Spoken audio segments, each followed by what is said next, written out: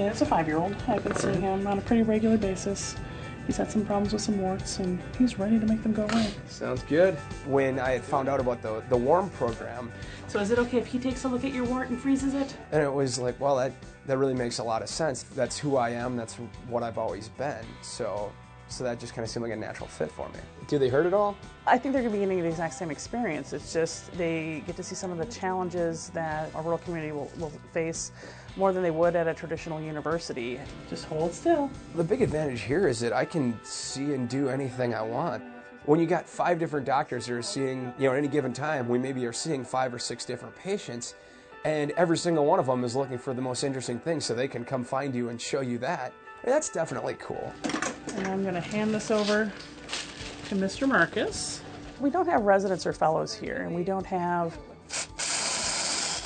the traditional rounding herd of students where there's 4 to 6 of them at a time going through the rotation, both on the clinic and on the inpatient setting.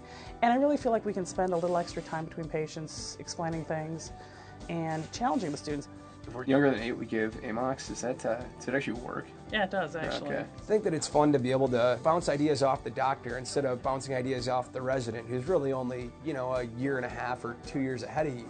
That I should stay with between 100 and 100. Every student that comes to me, I tell them, besides learning the books and how to do things, I said, you're going to learn styles. And some things are right, some things are wrong, some things are different.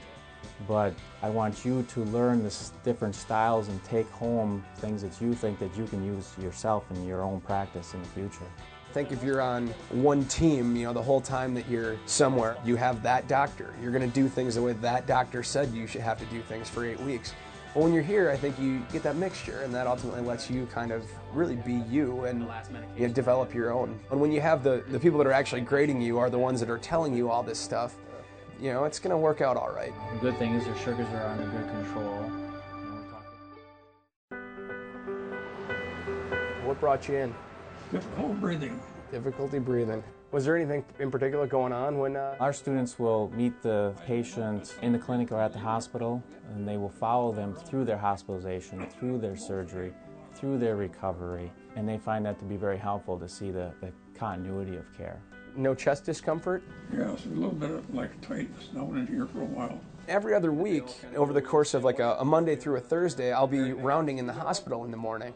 He did. He started on doxycycline okay. orally. We try to find the unusual cases, things that I've never seen before. Stay right where you are, okay?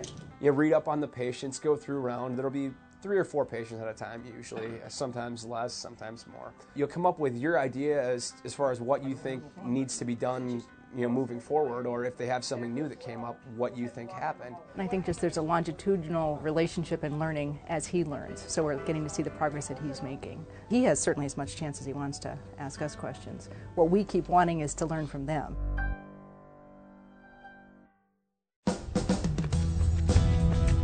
As far as being out here on an island and kind of being a little ways away from what's going on back there, you don't really feel that way because you still have all the same requirements that everybody else does. You still have to turn in things at a certain time, and I guess I don't really feel like they just ship you out and forgot about you. Can we go back to his snapshot? Yeah, I go back to Madison pretty regularly. My girlfriend still lives there, and I see a lot of my friends, and when you talk to them, what they're doing is different than what I'm doing.